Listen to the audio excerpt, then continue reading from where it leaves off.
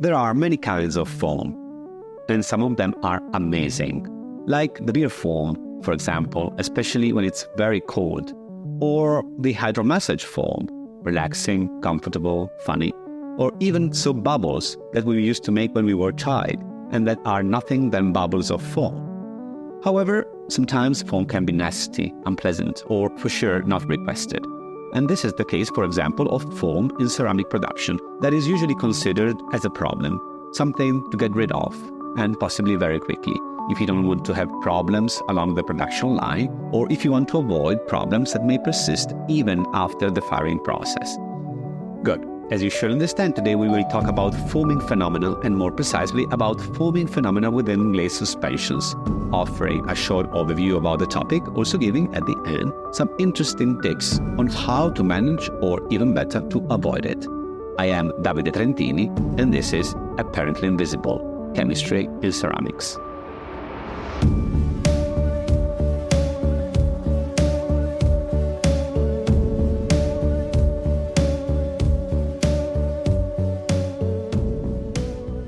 Let's start by saying that the topic that we are going to address today has been already developed in the past. In a previous episode that was about a general overview on the most important categories of chemicals involved within glaze suspensions. So today we go back there, but with a focus on foaming phenomena, regardless the solutions that can be found to handle it. Of course, we will also give you some suggestions, as I told you in the introduction, but what we would like to do today is to offer a bigger picture of this unpleasant issue. So, let's keep on going. Among all problems that may arise along the glazing line, the excessive foaming of ceramic glaze suspension is one of the most frequent and serious. The phenomenon arises and it's visible on the glaze surface already within the stirring system, where the glaze is constantly under agitation to avoid sedimentation phenomena. And please remember the word stirring, because it is quite important, and later we will see why. Anyway, you need also to know that foam bubbles can sometimes be present not only during application, but also at the end of the production process, that is, after the firing cycle. And this means that all the problems caused by foam may also be present on the final product with superficial bubbles on the tile surface, and this of course is definitely not very nice. That said, if we want to go a little bit deeper, the question now is, what is foam from a chemical point of view? How can we define it? Let's try to make a sort of identikit. The simplest definition defines foam as a dispersion, that is an heterogeneous mixture made up of several phases of a gas in a liquid, solid, or gel medium. I repeat it, a dispersion of a gas in a liquid, solid, or gel medium. The most classic and simple example is the foam generated by the energetic movement of the sea waves, where water, that in this case represents the liquid phase, includes a large amount of air, that is the gas phase, producing bubbles. If we exclude the ceramic production field, we have also to admit that the presence of foam can also be a plus, and therefore it can be deliberately produced because it can play an important role within some specific processes.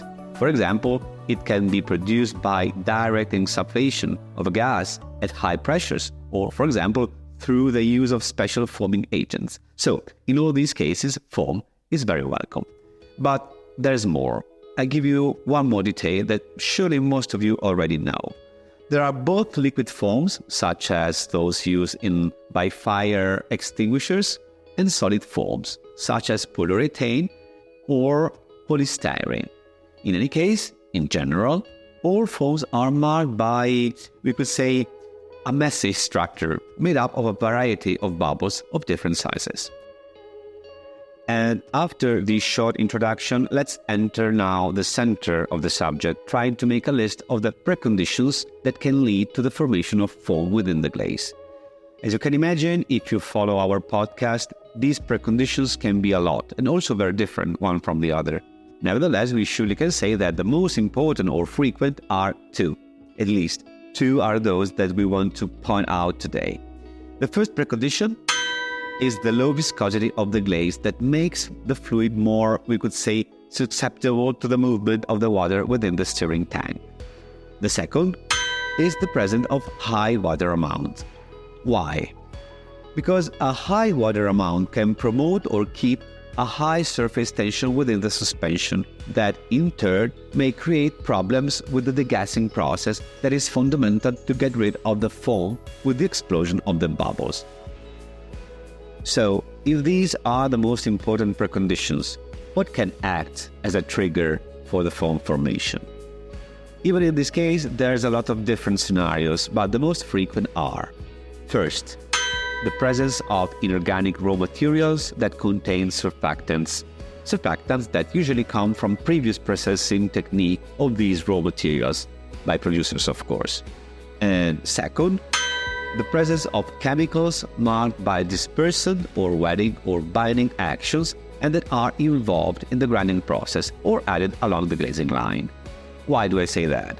Because speaking about surfactants means to talk about high-performing soluble products that, for their very nature, are able to decrease the surface tension of the system thanks to their molecular structure that, as we have already seen many times, consists in a hydrophilic head and a hydrophobic tail.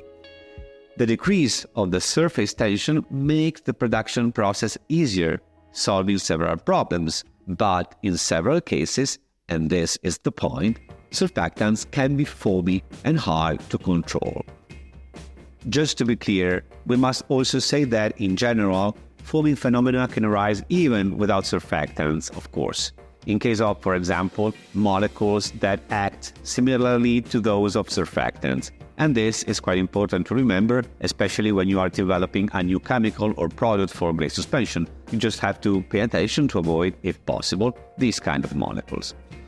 Good. And now, as usual, the most important question. That is the question that we usually ask at the end of our episode, and that today is: how can we properly handle the foam, preventing its formation or removing it when the problem is ongoing? Let's say that when the foam is little, it is usually better to avoid the use of other chemicals to not compromise the rheological features of the glaze. When instead the problem seems to be out of control, the use of deformers is a must. This is clear and obvious. But there can be also even most extreme cases when the scenario, we could say, is compromised and the situation is a real mess. It could be probably necessary to revise the formulation of the glaze suspension. Of course, this is quite extreme and not always feasible. So, a part of this scenario, what action must be taken to eliminate the problem and so the foam? There are many options, but in general, the most important and effective involves the use of hydrophilic products. I repeat it, hydrophilic products, able to interact with the molecules that have produced the foam. This interaction breaks the stability of the system, and this destabilization leads to the bursting of the bubble. However, it is also possible to act by using water-insoluble and so hydrophobic products, and this is exactly the case of deformers that destabilize the foaming system, affecting the surface tension, and so breaking the hydrophobic tails of the surfactants that holds, we could say, the bubble until it explodes. That said, I would like to end this episode by offering you an example from the world of cooking to better explain the mechanism behind the process. Take an egg and start mounting it. If we use only the egg white, we will notice the formation of foam. If instead we blend the egg white together with the yolk, the red part, we will see the lack of foaming phenomena. Why? Because egg yolk contains very high percentage of fat, and in particular triglyceride, that act exactly as a deformer, preventing the foam formation. Simple, easy, effective. Try it.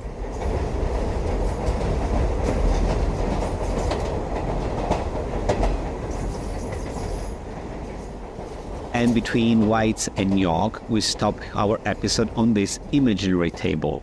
Of course, this is only, as usual, a short part of a very big topic, and this is the reason why, as I told you several times before, I clearly invite you to write us, contacting our labs to get more info. I also remind you, as usual, that you can find all previous episodes on our app that you can download for free on Apple Store or Google Play. Now it's time to say goodbye, also because I need to take a shower with a shampoo that makes a lot of foam, and that is amazing. See you soon.